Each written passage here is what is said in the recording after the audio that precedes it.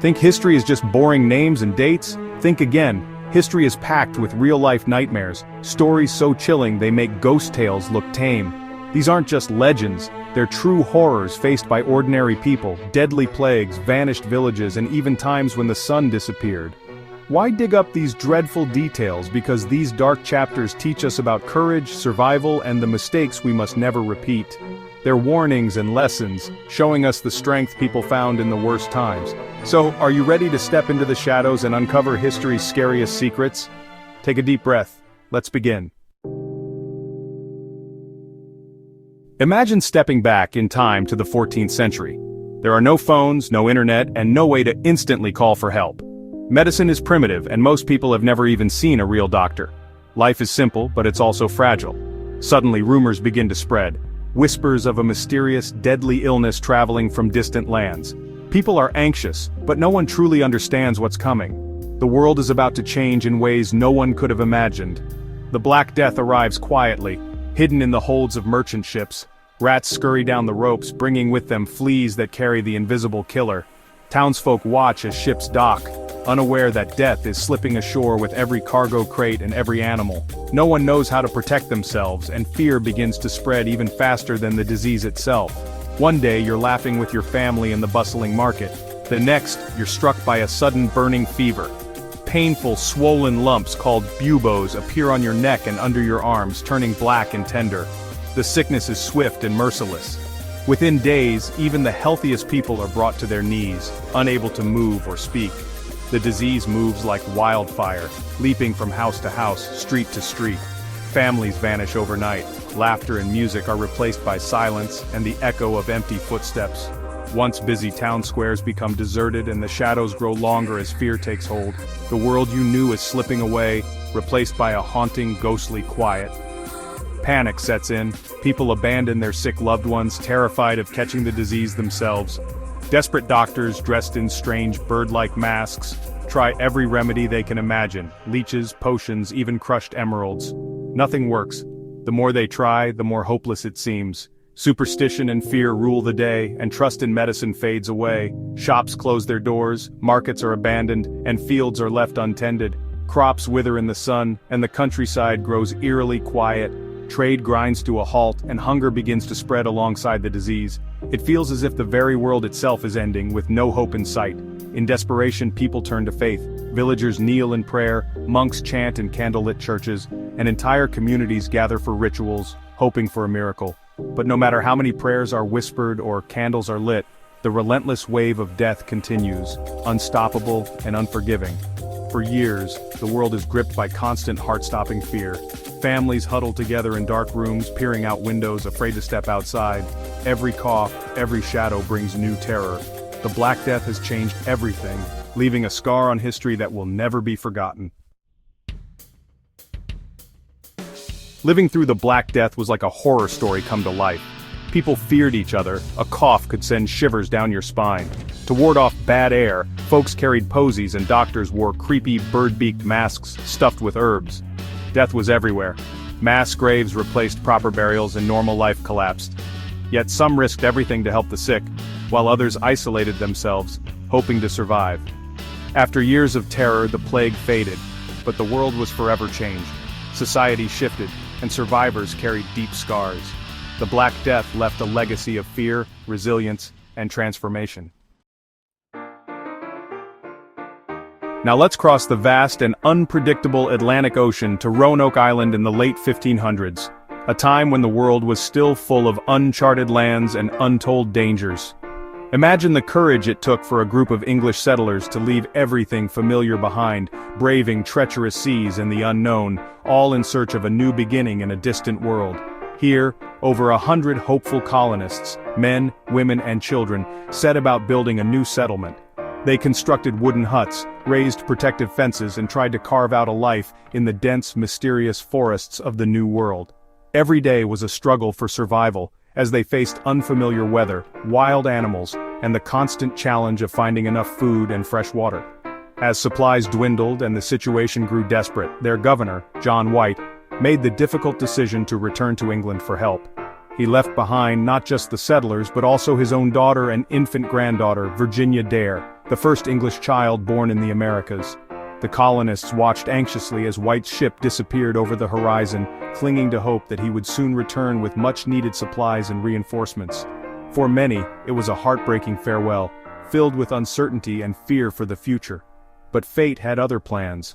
War erupted between England and Spain, and White's return was delayed for 3 agonizing years. During that time, storms battered the seas, and England's resources were stretched thin. White could only imagine what his family and friends were enduring across the ocean. When John White finally made it back to Roanoke, he was met with a chilling silence. The settlement was eerily deserted, no people, no houses standing, and no signs of a struggle or battle.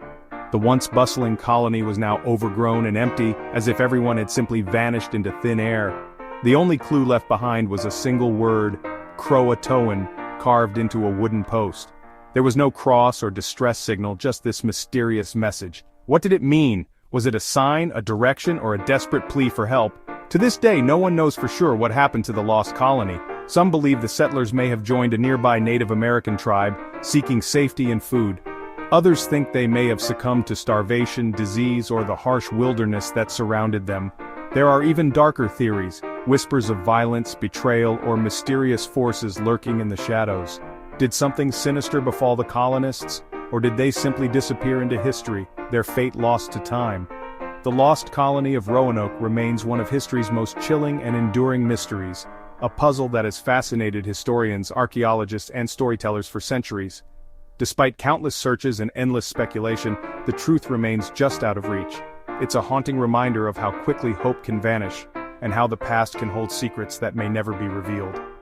The story of Roanoke lingers in the shadows, inviting us to wonder, and to search for answers that may never come.